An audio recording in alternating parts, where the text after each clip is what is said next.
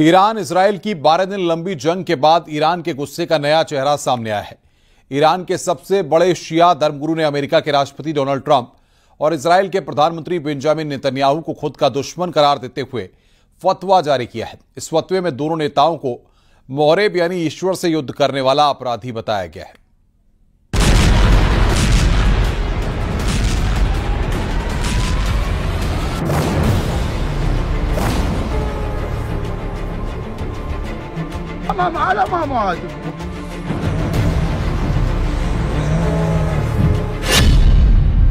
America Israel के खिलाफ फतवे वाला हथियार।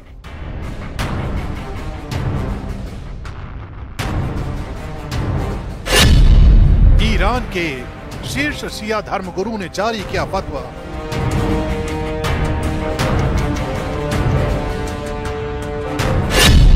ट्रंप नेतन्याहू को बताया खुदा का दुश्मन।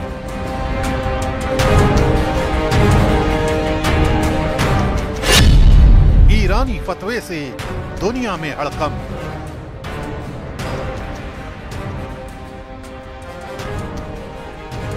ईरान बनाम इजराइल की जंग में दुनिया ने सबसे घातक हथियारों का इस्तेमाल होते हुए देखा है। इस जंग में अमेरिका की एंट्री ने दुनिया के सामने नई चुनौतियां पेश कर दी थी।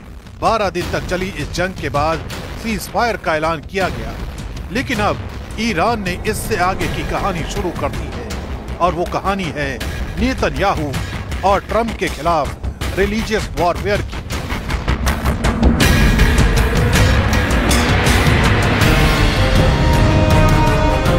ईरान के शीर्ष शिया धर्मगुरु ग्रैंड आयतुल्ला नासर मकरम शिराजी के फतवे ने दुनिया की राजनीति में हलचल मचा दी है। शिराजी ने अपने फरमान में अमेरिका के राष्ट्रपति डोनाल्ड ट्रंप और इजराइल के पीएम बेंजामिन नेतन्याहू को मोहरेब घोषित किया है। मोहरेब एक फारसी शब्द है और इस्लामिक कानून से जुड़े शब्द का मतलब है वो व्यक्ति जो ईश्वर और धर्म के खिलाफ युद्ध छेड़ता है। ईरानी कानून के मुताबिक मोहरेब को मौत की सजा, सूली पर चढ़ाना, अंगों का काटा जाना या निर्वासन जैसी कठोर सजा दी जा सकती है। फतवे में यह भी कहा गया है जो कोई भी मुसलमान इन दुश्मनों का समर्थन करता है वो हराम कार्य कर रहा है। शिराजी ने फतवे के जरिए दुनिया भर के मुसलमानों को इन खुदा के दुश्मनों को पहचानने और इनके खिलाफ आवाज उठाने को कहा है। ये बयान उस समय आया है जब ईरान और इजराइल के बीच 12 दिन तक चले युद्ध में कई लोगों की जानें गई और ईरान की परमाणु और सैन्य संरचनाओं को जबरदस्त नुकसान हुआ।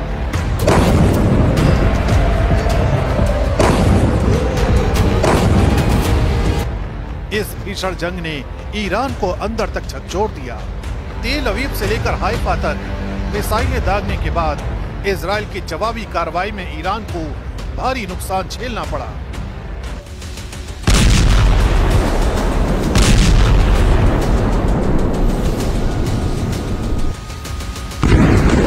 इसके साथ ही अमेरिकी समर्थन और खुफिया मदद ने इजराइल को रणनीतिक बढ़त दिलाई। इसी तनाव के बीच फतवा जारी किया गया है जो ईरान की धार्मिक प्रतिक्रिया और राजनीतिक दबाव दोनों का प्रतीक है।